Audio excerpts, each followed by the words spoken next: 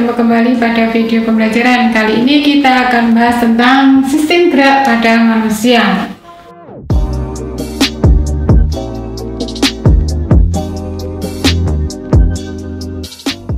Selamat datang di channel Hadian Tias bersama saya Hadian Tias yang akan memberikan video pembelajaran. Kalau kalian suka dengan channel ini, jangan lupa klik subscribe dan nyalakan tombol notifikasinya agar selalu update dengan video-video yang akan diberikan.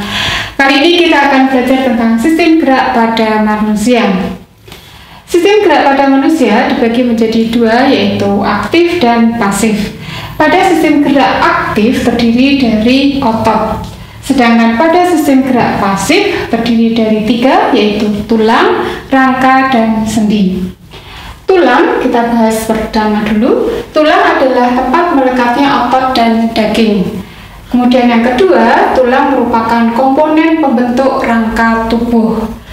Dan yang ketiga, tulang manusia atau pada hewan vertebrata mempunyai 206 tulang. Tapi pada waktu kita lahir lebih banyak daripada 206 ini. Jenis-jenis tulang terdiri dari dua, yaitu tulang rawan dan tulang sejati. Tulang rawan adalah tulang yang berada di bawah tulang sejati, di mana tulang rawan ini masih sangat lunak. Contoh tulang rawan adalah tulang yang berada di bawah tulang hidung. Kemudian selanjutnya contoh yang lain adalah tulang yang berada di bawah tulang telinga. Kemudian yang kedua adalah tulang sejati. Tulang sejati ini sifatnya lebih keras daripada tulang rawan. Pada tulang sejati terdapat komponen yang akan dilekatkan otot dan sel darah. Berikutnya alat gerak pasif adalah rangka.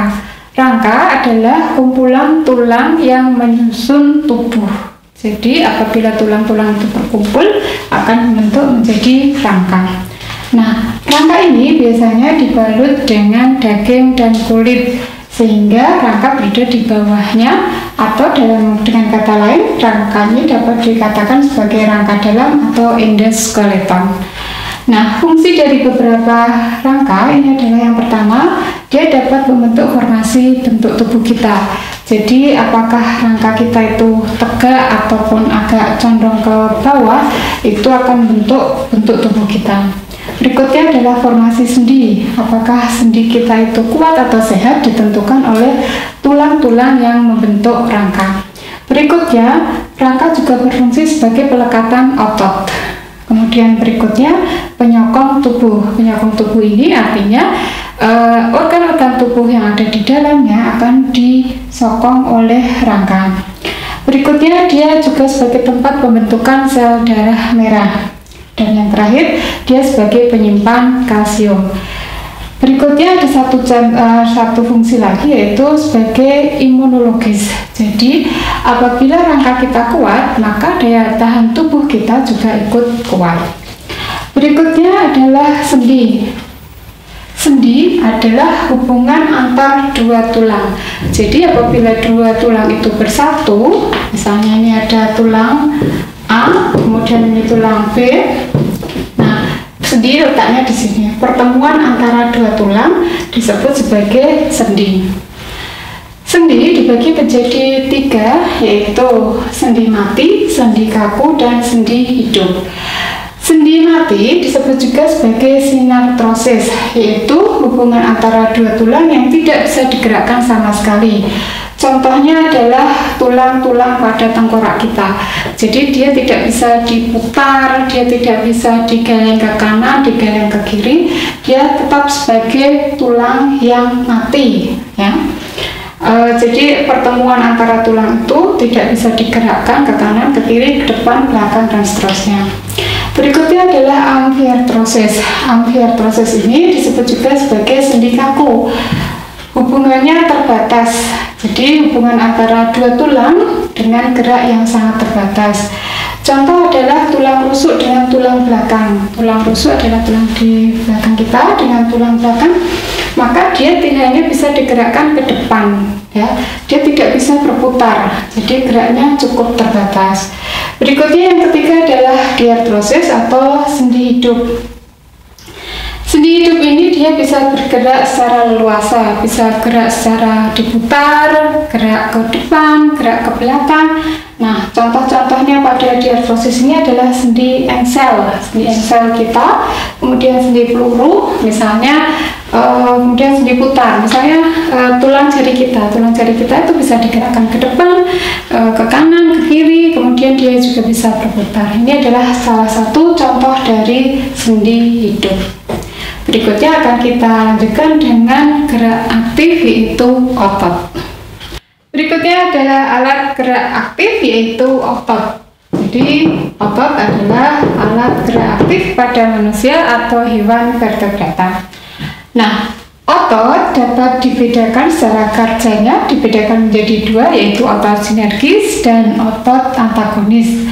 Otot sinergis adalah apabila ada dua otot bekerja sama, misalnya otot antar tulang belakang dan otot rusuk bekerja sama dalam mengangkat tulang rusuk. Ya, dia tidak saling berlawanan tapi bekerja sama. Jadi apabila otot rusuk kita ke bawah, maka secara otomatis tulang belakang kita juga ikut ke bawah. Itu disebut sebagai otot sinergis atau dua otot yang saling bekerja sama. Berikutnya adalah otot antagonis, yaitu otot yang saling berlawanan. Contoh adalah otot tricep dan bicep yang ada pada lengan atas kita. Ini bekerja pada saat kita meluruskan dan membelokkan lengan bawah. Jadi kalau lengan bawah ini kita gerakkan, lengan ini lengan atas, lengan bawah, apabila kita gerakkan, maka akan terjadi dua otot yang saling berlawanan kerjanya. Ini contoh gambar dari tulang lengan atas pada bagian lengan atas. Di sini yang bagian atas adalah otot tricep, sedangkan yang di bawah ini merupakan otot tricep. Ini bicep, ini tricep. Yang atas itu bicep, yang bawah adalah tricep. Ini gambar yang biru ini adalah gambar tulang yang ada di tengah-tengah. Apabila otot bicep ini berelaksasi, maka secara otomatis karena dia antagonis, maka tricep ini akan berkontraksi. Begitu sebaliknya, apabila bicepnya ini kontraksi, maka tricepnya juga berrelaksasi. Jadi berlawanan antara bicep dan tricep. Berikutnya adalah macam-macam otot. Ada 3 macam, yaitu otot polos, kemudian yang kedua adalah otot lurik, dan yang berikutnya adalah otot jantung. Sesuai dengan namanya, otot polos, maka bentuknya juga polos. Sedangkan otot lurik nanti bentuknya juga berlurik-lurik. Jadi misalnya ini otot, dia bentuknya lurik ini. Kemudian otot jantung, otot yang terletak pada organ tubuh kita, jantung. Otot polos contohnya adalah otot yang berada di usus, kemudian di rahim, sedangkan otot lurik terletak pada lengan dan paha kita. Nah, sifat dari otot adalah yang pertama, dia bisa berelaksasi.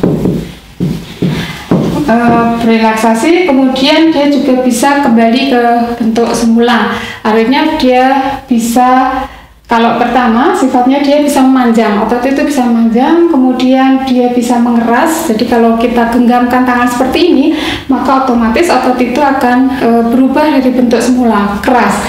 Kemudian dia juga bisa memanjang. Jadi kalau kita gerakkan, kita kendorkan, maka dia lebih memanjang. Berikutnya setelah kita keraskan, kemudian dia bisa berelaksasi. Itu adalah salah satu dari contoh sifat otot. Demikian materi pada video pembelajaran kali ini. Jika ada pertanyaan, kritik, dan saran, silakan komen di bawah ini. Jangan lupa like dan share pada teman-teman kalian. Saya Rianingtia, selamat belajar dan salam sukses selalu.